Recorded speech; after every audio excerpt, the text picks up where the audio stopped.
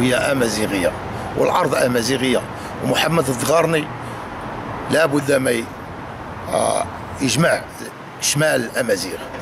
ولا واحد اخر اللي يكون خطر مسلح كمحمد الدغارني، وما كرهش نكون انا بسلاحي وندخل على دين امكم سواء من الجزائر سواء ندخل على دين امكم من الصحراء. المهم حنا خصنا ندخلوا ناخذوا بلادنا وخصنا نطهروها بالدم د الخونه. هذاك الدم د الخونه خصو يجري في هذيك الارض باش تشربوا الارض، باش الارض الامازيغيه تحرر من دم العبيد ودم العرب الخونه ودم الاسلاميست المرتزقه تجار الاسلام.